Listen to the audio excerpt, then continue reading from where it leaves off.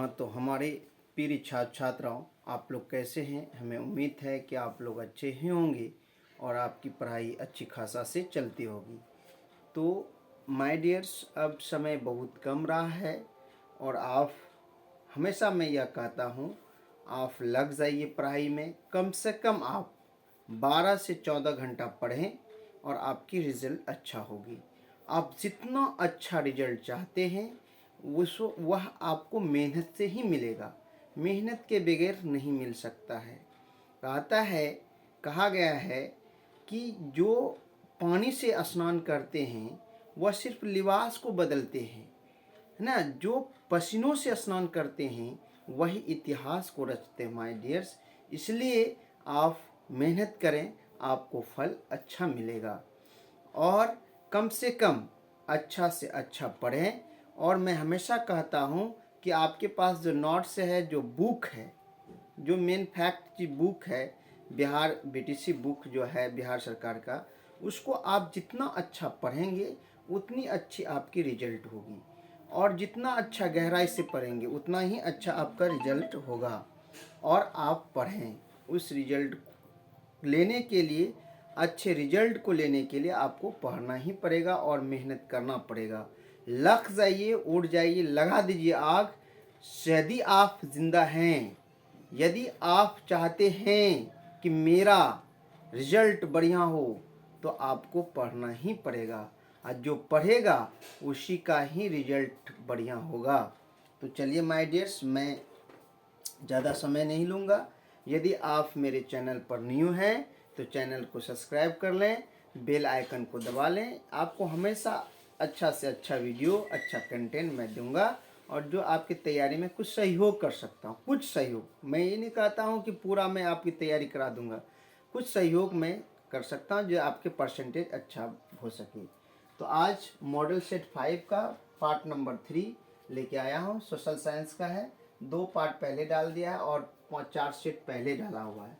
तो ये 5वां सेट का आज लास्ट कंटेंट है, फिर मैं 6ठा सेट डालूंगा।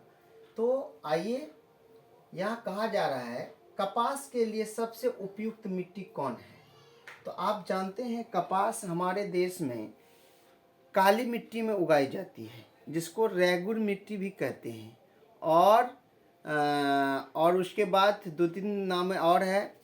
और इसको काली मिट्टी, रेगुर मिट्टी के नाम, काली कपासी मिट्टी के नाम से भी जानी जाती हैं।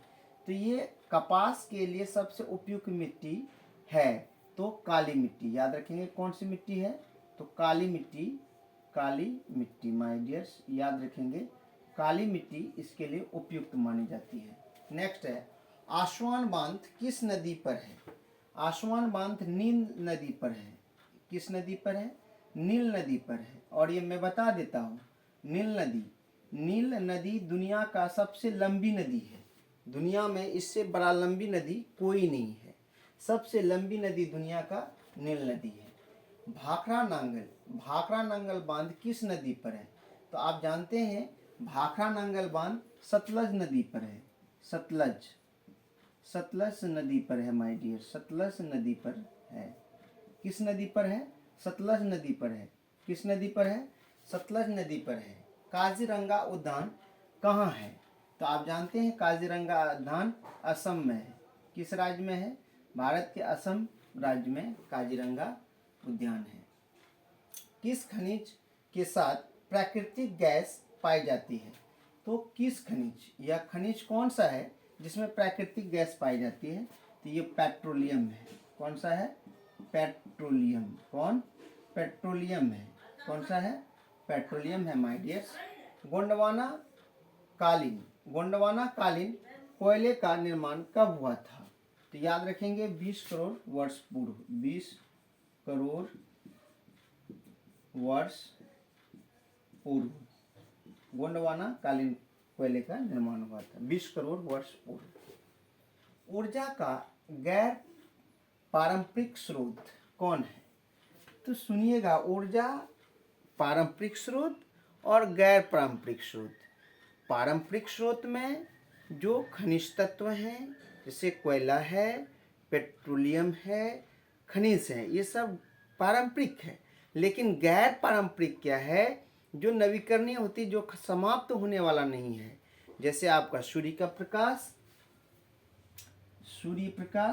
सूर्य का प्रकाश, हवा, पानी यानी जल इत्यादि बहुत सारा है। ये सब क्या है, जो कभी खत्म नहीं हो, तो उसे क्या कहते हैं, गैर पारंपरिक स्रोत कहते हैं। भारत में सर्वप्रथम प्रमुख चावल, भारत में सर्वप्रथम चावल उत्पादक राज्य, सर्वप्रमुख चावल उत्पादक राज्य, सबसे ज़्यादा चावल, याद रखेंगे, पश्चिम बंगाल है। सबसे ज़्यादा चावल का उत्पादन पश्चिम बंगाल होता है। इसलिए आप याद रखेंगे, बंगालियों के लिए फेवरेट अगर भोजन है, पसंदीदा भोजन है, वह माछ भात है, यानी कि चावल और मछली, जिसको हम लोग कहते हैं मछली चावल। तो ये है पश्चिम बंगाल, पश्चिम बंगाल, ये है पश्चिम बंगाल। तो माय डियर्स, ये पश्चिम बंगाल है। तो चावल जब आया तो याद रखेंगे गन्ना, गन्ना का सबसे ज़्यादा उत्पादन उत्तर प्रदेश, गेहूं का सबसे ज़्यादा उत्पादन उत्तर प्रदेश, लेकिन प्रति हेक्टेयर सबसे ज़्यादा गेहूं पंजाब में होता है, सबसे ज़्यादा। और यदि कहे अमरूद का सबसे अच्छा उत्पादन कहाँ होता है, अब इलाहाबाद में होता है। कहाँ होता है, इलाहाबाद। अगर लीची के विषय में कहे, बिहार के मुजफ्फरपुर। यदि आपको प्याज के विषय में कहे, महाराष्ट्र के नासिक। यदि आपको और कोई फसल के विषय में कहे, तो उसी तरह आप गन्ना में ले लेंगे, तो गन्ना में तो उत्तर प्रदेश, लेकिन चीनी में सबसे ज़्यादा महाराष्ट्र। यदि आपको आलू में कह दे तो ये उत्तर प्रदेश हो जाएगा। और अगर यदि और कोई फसल के विषय में कहे, तो एक फसल का स्ट्रक्चर आप लोग बना लीजिए और कहाँ क्या ज़्यादा होता है उसको लिख लिया कीजिए। चलिए, भारत में हरित क्रांति, भारत में हरित क्रांति की शुरुआत कब हुई, 1967-68 के दौरान। कब हुआ, 1967-68 के दौरान। कब, 1967-68 के दौरान हुआ हरित क्रांति का, यहाँ क्या हुआ, शुरुआत हुआ। हरित क्रांति का शुरुआत करने के लिए डॉक्टर एस स्वामीनाथन इसके जनक कहे जाते हैं भारत के, और डॉक्टर एस स्वामीनाथन के ही प्रयास से भारत में हरित क्रांति क्या हुआ, स्टार्ट हुआ, और पला और बढ़ा, बहुत ज़्यादा आगे भी बढ़ा। उसके बाद सूती वस्त्र उद्योग, सूती वस्त्र उद्योग का कच्चा माल क्या है, तो याद रखेंगे माय डियर, सूती वस्त्र जो होता है वह कपास से बनता है। किससे बनता है, कपास से। सूती वस्त्र किससे बनता है, कपास से। हुगली औद्योगिक प्रदेश का केंद्र है। कहाँ है, कोलकाता से हावड़ा, कोलकाता से हावड़ा, कोलकाता से हावड़ा, कोलकाता से हावड़ा, याद रखेंगे। किस वर्ष इंडियन एयरलाइंस को इंडिया नाम दिया गया, किस वर्ष इंडियन एयरलाइंस ये नाम था, जिसका नाम बदल करके इंडियन दिया गया, तो वो 2005 में। कब दिया गया, 2005 ईस्वी में। कब दिया गया, 2005 ईस्वी में। तूतीकोरिन पत्तन किस राज्य में स्थित है, तो तूतीकोरिन जो है, ये तूतीकोरिन कहाँ है, तो याद रखेंगे माय डियर्स, तमिलनाडु में। कहाँ है, तमिलनाडु में, तमिलनाडु में है। कहाँ है, तमिलनाडु में है। तो नेक्स्ट है, भारत का पहला निर्यात संवर्धन क्षेत्र कहाँ स्थापित है, भारत का पहला निर्यात संवर्धन क्षेत्र कहाँ स्थापित है, हुआ था ये कंडाला गुजरात, कंडाला गुजरात, कंडाला गुजरात, याद रखेंगे, कंडाला गुजरात में, गुजरात में।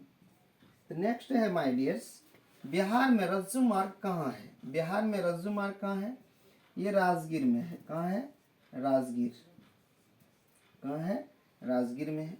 बिहार में सबसे अधिक आबादी वाला जिला कौन है, तो ये पटना है माय डियर्स। कौन है, पटना है, पटना है। बिहार के किस शहर में जूट उद्योग स्थापित है, बिहार के किस शहर में जूट उद्योग स्थापित है, ये कटिहार है, कटिहार है। उसके बाद पूर्णिया है, पूर्णिया है और एक फारबिसगंज है।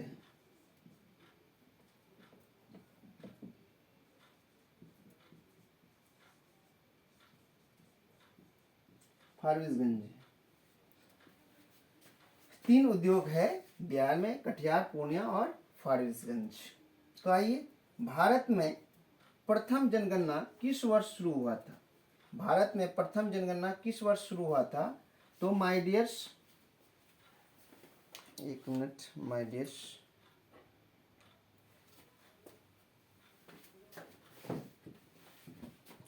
तो चलिए, लाइट कट गई थी तो कुछ हित हुआ।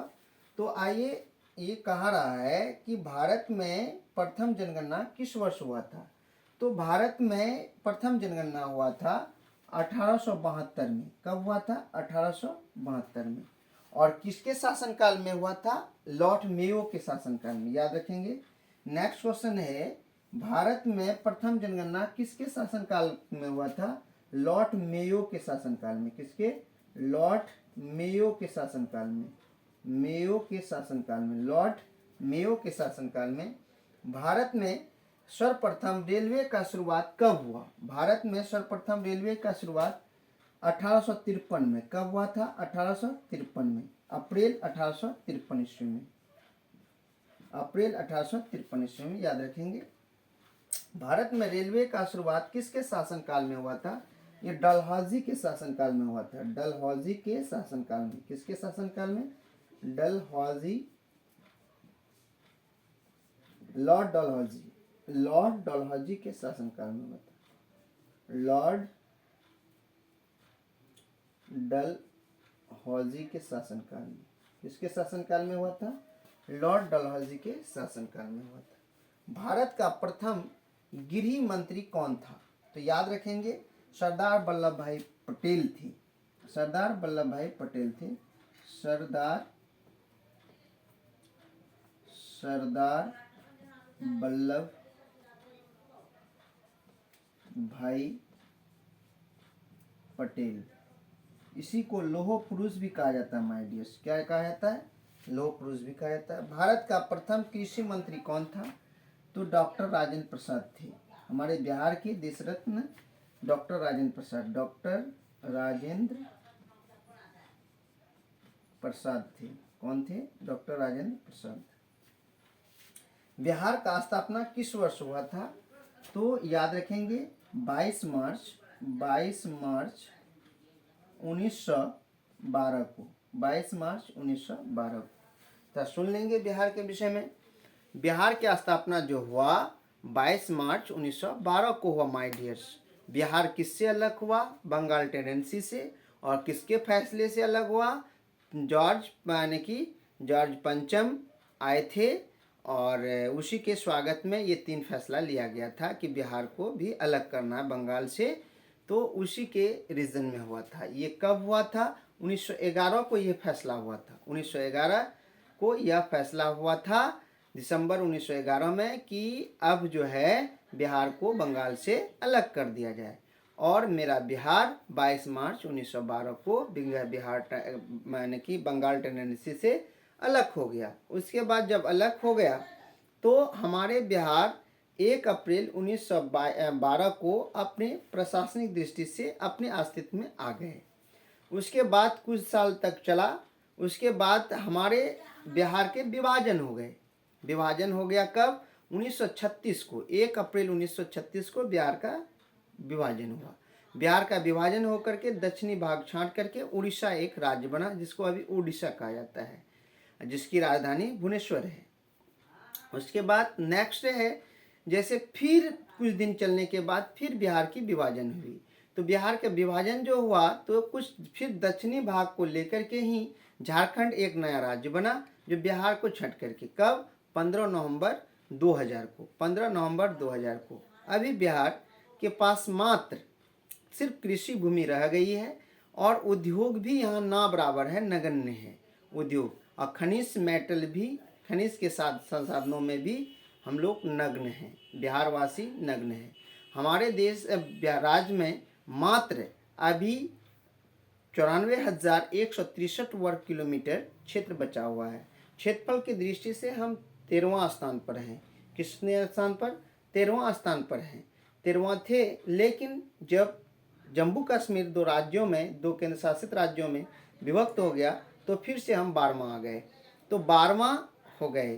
तो क्षेत्रफल की दृष्टि से 12वां, और जनसंख्या की दृष्टि से आप जानते हैं माय डियर्स, ये तीसरा है। तीसरा सबसे ज़्यादा उत्तर प्रदेश, तब महाराष्ट्र, तब बिहार का स्थान है। जनसंख्या हमारे यहाँ बहुत है, लेकिन हमारे यहाँ क्या है, क्षेत्रफल यानी जमीन बहुत कम है। ये और 1-2 मिनट और समय लूँगा। तो बिहार, तो प्रशासनिक दृष्टि से अब आइए, 38 जिले हैं, 9 प्रमंडल है, 101 अनुमंडल है और 534 प्रखंड है। ये आप याद रखेंगे।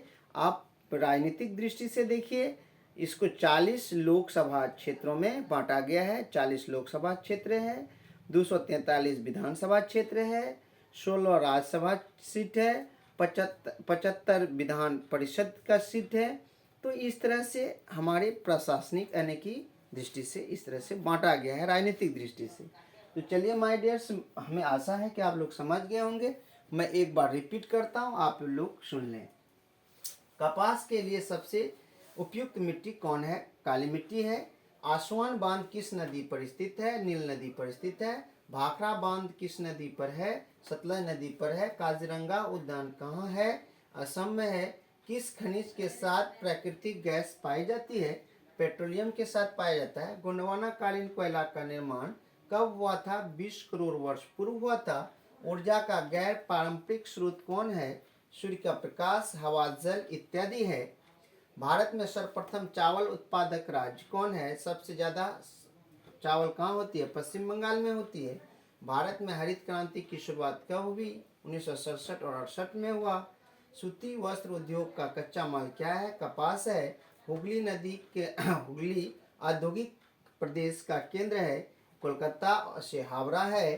किस वर्ष इंडियन एयरलाइंस को इंडियन नाम दिया गया? 2005 में दिया गया। तूतीकोरिन पत्तन किस राज्य में स्थित है? तमिलनाडु में है। भारत का पहला निर्यात संवर्धन क्षेत्र कहाँ स्थापित किया गया था? कंडला में किया गया था। बिहार में रज्जू मार्ग कहाँ है? राजगीर में है। बिहार में सबसे अधिक आबादी वाला जिला कौन है? पटना है। बिहार के किस शहर में जूट उद्योग स्थापित है? कटिहार, पूर्णिया और फारबिसगंज में है। भारत में प्रथम जनगणना किस वर्ष हुआ था? 1872 ईस्वी में। भारत में प्रथम जनगणना किसके शासनकाल में हुआ था? लॉर्ड मेयो के शासनकाल में। भारत में सर्वप्रथम रेलवे का शुरुआत कब हुआ? 1853 में हुआ। भारत में रेलवे का शुरुआत किसके शासनकाल में हुआ? लॉर्ड डलहौजी के शासनकाल में हुआ। भारत का प्रथम गृह मंत्री कौन था? सरदार वल्लभ भाई पटेल थे। भारत का प्रथम कृषि मंत्री कौन था? डॉक्टर राजेंद्र प्रसाद थे। बिहार का स्थापना किस वर्ष हुआ था? 22 मार्च 1912 को हुआ था। तो चलिए माय डियर्स, हमें आशा है कि आप लोग समझ गए हैं होंगे। अगर समझ में आ गया तो इस वीडियो को आप 1-2 बार जरूर देख लें, और आप देख नहीं सकते हैं तो कम से कम सुन जरूर लें। अगर आप सोने जाते हैं तो भी चला करके थोड़ा देख लीजिए। आपका 15-20 मिनट का वीडियो है, तो आपको बहुत अगर अच्छा आ जाए, लग जाए, तो आप अपनी तरफ से गुरुजी को एक लाइक तो बनता ही है, लाइक करेंगे और दोस्तों में शेयर कर देंगे। इतना फ़र्ज जरूर निभाएंगे, वह मेरे लिए, मैं अपने लिए और चैनल के लिए यह बातें कह रहा हूँ। इसी के साथ मैं अपनी वाणी को विराम देता हूँ। जय हिंद, जय भारत।